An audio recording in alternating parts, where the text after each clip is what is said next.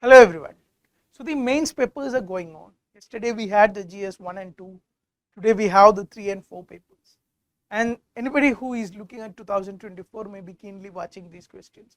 What patterns of questions are coming? Which areas should they give more importance to? How should they optimize their approach to mains? All these elements come into picture by looking at these papers. So in this class or in this session, let's look at what kind of takeaways you get from the questions being asked from international relations. Let's get started. So these are the 4 questions. If you have not seen the questions so far, just pause the video and go through the questions. So these are the 4 questions that is being asked in the 2023 mains. And if you speak about the weightage, you can see consistently 4 questions and 50 marks is being asked from international relations. And the nature of the questions, if I want to speak about, you can see here. First question is, virus of conflict is affecting functioning of the SCO. In light of the above statement, point out the role of India in mitigating the problems. It's a 10-mark question. Then we have Indian diaspora has scaled new heights in the West. Describe its economic and political benefits for India. The expansion of and strengthening of NATO and a stronger US-Europe strategic partnership works well for India. What is your opinion about this statement? Give reasons and examples to support your answer. Very good. NATO is an important component of the cosmos. Discuss in the light of the above statement the role of IMO, International Maritime Organization, in protecting environment, enhancing maritime safety and security. So the nature of the question, more or less, you can speak about, like when you are doing this trend analysis in the last year, when you look at the last 4-5 years question, like 2 to 3 areas you can pinpoint. That is something related to syllabus. That can be India and the neighborhood. 2022 we had a question on Sri Lanka. Then 1 or 2 question you regularly get on organizations. Most importantly, focus on those organizations where India has a bigger stake. We have question on I2U2 last year. We have question on ASEAN BRICS last year. So what is the pending other organization? One was SCO that is being asked this year. Now, for one or other reason, NATO was always in news. And that can be one major factor why NATO came into the question this year also. Students may also complain that G20 was always in news. Similarly, BRICS was always in news. The summit also happened in the recent past. Despite all this organization hasn't been asked. But more or less you can say these are on very predictable lines. This organization is something most of the serious students have very detailed knowledge and should have been very positively answered all these questions. Similarly, a diaspora directly taken from the syllabus. You have been given this word in the syllabus and it is your responsibility to prepare the basic notes. This question can be the final question, the 15 marker, that is C is the important component of the cosmos and the role of IMO in protecting environment and enhancing maritime safety and security. This can be a quite challenging question. Challenging in the nature that sometimes student may get a little bit carried away by the word IMO and all. But if you look at the keenly at the question, it is more or less in the lines of what exactly being asked last year. Exactly last year, if you look at the last year's question, we had a question on clean energy. How is different clean energy policy, and it is being asked in IR. So whenever you are preparing IR, you should prepare these things. How environment is becoming a part of IR. How science and tech is becoming a part of IR. And this question is a reflection of continuing this similar trend in this year also. So next year takeaway is you prepare different themes in IR also, not just countries or organizations. You prepare different themes and how they are impacting interest of India or global interest. So these are more or less the takeaways. Let's see the 2022 question. You can see a very similar trend. We have one question on Indian neighborhood, that is India-Sri Lanka relations. You might remember there was financial crisis happening in Sri Lanka. A lot of issues were going on in Sri Lanka. So this was directly taken from the syllabus. Then 2 questions we have organizations. BIMSTEC versus SAARC was asked here. Now I2U2 was also being asked. Any new organization that is came up, you should always prepare that. You have seen this for different in past years also. Similarly, this is a question from different themes that we recently talked about. So this should be the general pattern of questions that is being asked in the IR. Now if you even look at this nature of the question here, most of the question you can see in change in type of question, that is a statement based questions are being asked. But despite being statement based question, it is not quite challenging in itself. If you have prepared the basics very well, you could have attempted all these questions confidently. So moving ahead, what are the key takeaways? We start from key takeaways before going into a little bit discussion on different questions. So major takeaways, if you are preparing IR for 2024, understand your syllabus, prepare your syllabus correctly. And by saying the preparing your syllabus, what I mean it, we have already discussed in the shadow classes which is available in the YouTube, a detailed way of how you should prepare notes, how you should approach IR. So take a printout of this, make a note of those videos, and develop yourself an approach how to approach the subject, how to study the subject for mains perspective, and you have to replicate the same methodology during the exam also. That should form your framework of thinking or the thought process ingrained into your thought process that makes the whole process quite easier. Similarly, you can see that most of the question that is being asked as one way or the other linked to the current developments. So if you are preparing for IR, once you've done the syllabus, once you've done the basics of India's relation with every other countries, every other organization, now have a keen look at what is the current developments that is happening. And one of the beauty of these subjects like IR 50 marks, security, internal security, you get for 50 marks, science and tech and environment. Mostly when we speak about state preparing GS 1, 2, 3, students tend to give overly focus to polity, overly focus to economy, overly focus to other subject, and these subjects like governance, IR, these get neglected. No, don't fall into these traps. These are the areas which have very high levels of predictability. I can literally show you when we make this in the Kalam IAS, we have released two different materials for international relations. One is the international relations MIB booklet and one is the international relations current affairs booklet in the reverse. So these booklets, even from these booklets, you can see three questions can be directly taken out from these booklets. If you have a little bit paid attention to the nature of questions have to be asked in 2022 and prepared the same question itself, you could have answered the fourth question also. So these are the, what I'm trying to say is, these are the areas which have high level of predictability. And if you are a student of 2024, never miss out on these smaller subject, never neglect this smaller subject. With a very high cost to benefit ratio, these are areas you should hit. You cannot afford to lose marks on these subjects. So on that note, we will go to have a very brief discussion on different questions that is being asked. First question is, virus of conflict is affecting the functioning of SEO. In the light of the above statement, point out the role of India in mitigating the problems. So why this question came? SEO for many reasons have been in use. So one of the major factors is in June 2023, SUS came up with the SEO economic strategy for 2030. And the interesting part of the strategy or the development is, India is a country who majorly supports all the economic initiatives. When we speak about I2U2, when we speak about IPEF, all these initiatives, India has been in forefront to enhance or carry on forward the economic levels of cooperation. Despite India's that stance, India refused to sign SEO's economic and development strategy. Why India refused to sign economic and development strategy of SEO? Mainly because of high influence of China.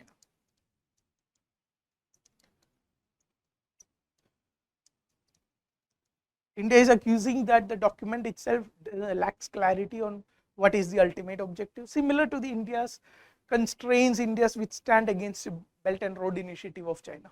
Here also India is like skeptical about Chinese ambitions with this initiative. India is not happy with many different keywords that is being used in this initiative, similar to the one which you see in the Belt and Road Initiative. So India refused to sign, and that lead to, again, you can interrelate as a series of conflict that is being going on between India and China, from banning of apps to issues in the border areas to cartographic aggressive measures by China, and now we can see an extension of this in different multilateral organizations also. So this was a major development that happened in the recent past. Otherwise also SEO is always in news because of due to increasing membership. You might have gone through this in detail during the prelims times. In 2022, the Samarkand meet, Iran has joined as a full-time member of SCO. And in March 2023, you can see SCO added 4 new dialogue partners: Kuwait, United Arab Emirates, Myanmar, and Maldives. So the membership and the interest in the grouping has been continuously increasing. You can see even United Arab Emirates is coming together. But when we speak about SCO, we speak SCO from the perspective of it's an anti-West or anti-US organization led by China and Russia. The overall ideology is same, but India joined this organization despite being a major defense partner or increasing defense relations between India and US. Now even United Arab Emirates, which is another very close ally of US and the West, is also having interest in joining the SCO. So overall the nature or the, you can see the inclusiveness of SCO is increasing.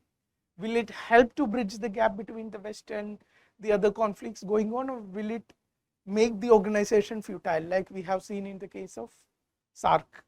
So well, that is yet to be seen. But one way or the other, SCO has always been in news. And as a student of mains, I hope you might not have missed these questions or missed reading about SCO in detail. Now this is a generic framework on how to approach different questions in international relations. You should think from different perspectives, like what the question is asking. We have a statement, then there is no keyword after the statement. You are not asked to elaborate or explain or do anything with the statement. You have another, in the light of the above statement, point out role of India in mitigating the problems. So if you have 2 pages, what is the ideal way to attempt this question is, for at least for a half of the first page, you address the statement. Statement is virus of conflict is affecting the functioning of SCO. What are the issues SCO is facing? How India is not supporting BRI? How is the other conflicts between India and Pakistan or India and China affecting the functioning of the SCO? You write about this in the half of the first page only. But the important point to understand is, don't extend it beyond that. Major part of your answer should be role of India in mitigating the problems.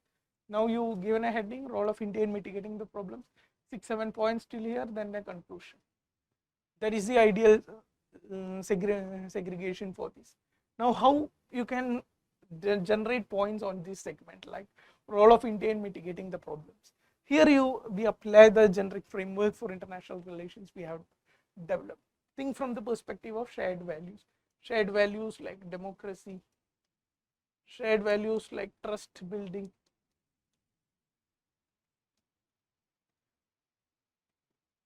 think on these aspects. What can India contribute? In national interest, if you look, what is the national interest? Economic factors, digital diplomacy, India's Aadhaar framework is getting interest, India's UPI payment framework is getting interest in different parts of the world, digital diplomacy, space diplomacy, tech transfer, energy security. You already know Kazakhstan and all is major, have huge reserves of uranium. So it can similarly, Tapi pipeline is always somewhere you find in the news or in studying for the exam. So these are aspects you should bring from the national interest perspective. Similarly, you can bring some perspective on strategic, like India is doing something like military deals with the different republics in the Middle East or the SCO region. So increasing military presence, increasing military role, this can come in the strategic aspects of it. Similarly, counter-terrorism, you can include a point. So what the whole point I'm making, I'm not going into detail of the answer. The whole point I'm making, trying to make here is, this is the generic framework we can apply in most of the questions in IR. So you should learn this framework. You can learn this in detail in the shadow videos that is available. It really describes what are the modalities inside each of these, and the different materials like the MIB is also developed on these lines. So this gives a framework to thinking, and this brings diversity to answer different points. Similarly, you can include that disaster management aspects also in these answers. So in this way, it is quite easy to generate 7, 8 or more points. So let's go ahead. The second question we have is, Indian diaspora has scaled new heights in the West. describes its economic and political benefits. Here also the pattern of the question is same. We have a statement, then another set of questions follows around it. The good thing is economic is asked, political benefits is asked explicitly. So it becomes quite easy. Your answer should have 3 parts. In the introduction or the first half of the first page, you will write about the statement. Like you give some example like Sundar Pichai or Rishi Sunak, then this Adobe CEO, the PepsiCo CEO, Indra Nooyi, Parag Agarwal. Similarly, some 1 or 2 or 3 Indian diaspora elements which comes to your mind, you include in the introduction or the first half of the first page, and that substantiate the statements. You can I hope you can easily remember 1 or 2 examples from these. Then the second major part of your answer should be the economic benefits as well as political benefits. In economic benefits, what are the dimensions you should ponder on? You can think on remittances. Around $83 billion US dollars has been remittances coming to India every year, and diaspora plays a major role in it. In facilitating investment, you can speak about different trade deals. You can speak about India's increased interest in FTAs, talks about India's FTAs with UK is going on, BTIA is somewhere in going on. So you can bring these elements into your answer, different trade networks which come here, philanthropic aspects, you can come here, especially this is relevant from when COVID times, when we speak about COVID times. And in political answer, you can include points like lobbying. Lobbying is one of the most important role. You always like the classical example is the 123 deal during Manmohan Singh era. So this was during this deal, Indian diaspora in US played a major role in changing US perspective on nuclear, in giving nuclear trade or in easing the nuclear regulations over India. So similarly, during the new trade agreements, we have trade agreements with Australia, we have increasing defense partnership, defense manufacturing in India is picking up. So on different platforms, different aspects, lobbying can play. In African Union, India has added African Union in G20. So India has significant presence of diaspora even in Africa, even though the question is majorly of West, you can bring these elements also into it. Similarly, it plays a major role in soft power, in spreading Indian ideologies like yoga, meditation, Ayurveda, all these elements you can bring into. Global influence, you can bring in some institution like UNSC, which India presided 2 years before. Similarly, G20 summit has happened in India, how it all helps in building, how diaspora is playing a role in all these factors. So these are different elements you can bring into the main body of the answer. Similarly, the third question, the expansion and strengthening of NATO and a stronger US-Europe strategic partnership works well for India. What is your opinion about this statement? Give reason and example to support your answer. Quite very interesting question, NATO. I hope when we speak about, we have seen a question in 2018 or so regarding US-Iran, breaking of the US-Iran nuclear deal. So when you study this kind of organization or AUKUS, a question came on this in 2021 or something. So when you study these organizations on which India is not a part of, I always say the question doesn't come on the dynamics or the nature or the XYZ impacts of this organization. Always question comes from one element, that is exactly one thing, that is impact on India. How the political development is impacting India, or how, if this happened, what is its impact on India. Only in this regard the questions will come. So your mindset or your notes, if you are making or if you are preparing these subjects, keep in mind in editorial you will get so much of different news on NATO. NATO should do like this, NATO is losing the relevance in the present world, NATO is doing exactly opposite of what it should be doing. So all these news are quite irrelevant for the UPSC. Only those news were connecting NATO and Indian interest, Indian foreign policy interest, that is quite important for us. So in this question, the recent developments you might have seen, the Senate India caucus to push NATO plus status for India. NATO plus 5 is a status which is offered to Japan, Australia, New Zealand and some other, South Korea, Israel and these countries to have a similar protection as that of NATO. So some countries were in forefront to offer India, to include India also into this NATO plus 5 apparatus. And one of the interesting factor is Indian Foreign Minister S. Jaishankar has readily rejected the offer, rejected the framework which is not in line with Indian global interest. India always try to maintain its strategic autonomy.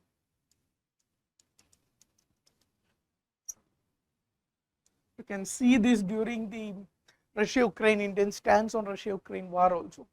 So strategic autonomy, this may be a compromising of India's strategic autonomy, citing these factors. S. Jaishankar has rejected the framework for India. So this has been a recent development that is happening in June, July months. So this is always in news. If you cannot remember this specific news, always for the fact of Russia-Ukraine war, NATO is always in news, and there has been a number of editorials written in both the newspapers, Indian Hindu as well as the Indian Express, from the Russia-Ukraine conflict. So NATO, one way or the other, even if you look at the current affairs material, we also have covered NATO in detail. Most of the material does cover NATO in one way or form or the other, because it has been throughout the year, it has been in news. So you can generate, what is the question being asked? What is your opinion on this statement? That is, importance of NATO, strengthening of NATO, as well as US-Europe strategic partnership for India, a good US-Europe strategic partnership for India. So you can think on shared values like democracy. You can think on shared values like free trade, globalization, rule-based order. All these elements you can think on shared values. India as well as West share these values, and we also have common interest on all these. You can even bring the Indo-Pacific into it. Even the EU has came with its own document or vision document on Indo-Pacific in last 1 or 2 years. So this has been in news. You can bring all these elements into your answer. National interest, you can always relate it with the trade.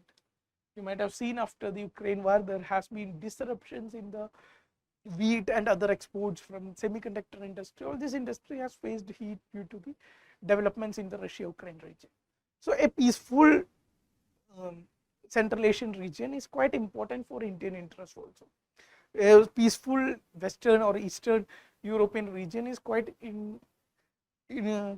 very good for Indian interest, like in increasing the trade with these countries, having new trade agreements, or in facilitating BTIA. All these elements you can come into picture. Strategic elements like strengthening of NATO and US-Europe partnership. One of the most important strategic element is counterbalancing China.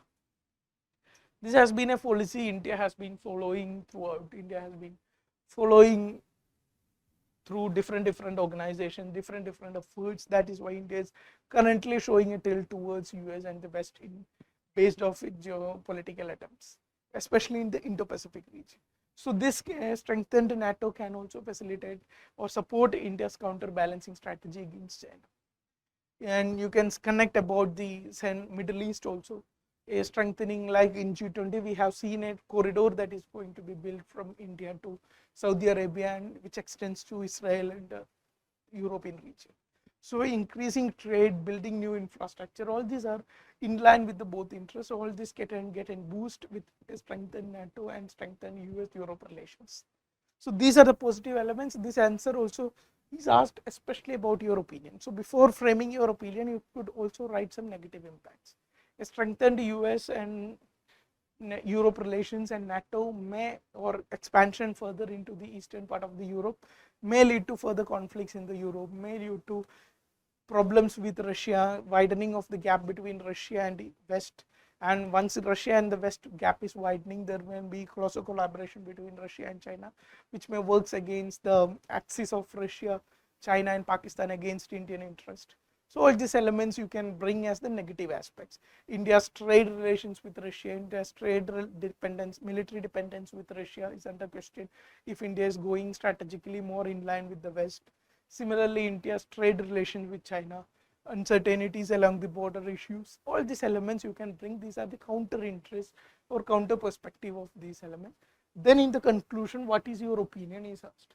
So what I want to do is, you cannot leave this answer with a balanced conclusion. You should give a very clarified stance. Where exactly do you stand? Whether you support for a NATO and stronger US-Europe relations, or you support in the other way. This stance you should make clear. So that's all about this question. And the final question, that is, C is the important component of the cosmos. Discuss in the light of the above statement the role of IMO, International Maritime Organization, in protecting environment, maritime safety, enhancing maritime safety and security. So this question, quite interestingly, I already discussed. Basically, it contains about the theme of environment. You don't need to write too much about the IMO. So even if you know a very little of IMO, role of IMO, you can expand in different aspects. From pollution, you can think about from regulation of resources, from different sea routes, like we have in the Arctic. Now conflict resolution, like we have in the South China Sea. All these aspects like polymetallic nodules exploration in Indian Ocean, ocean pollution, marine pollution aspect, fisheries resources you can bring into picture. Recently an Antarctic bill is also passed by India. So research opportunities in Antarctic, how IMO can play a role. These all elements you can bring into picture and address. You can also explain the economic aspects of it. Importance of navigation, importance of rule-based order, importance of open straits like Strait of Hormuz or Strait of Marmara, or different important strategic straits, and importance of keeping this as an open for all these elements from the safety or from the security aspect you can bring into the answer. So this should be the major part of the last answer. On this note, we will wind up this session.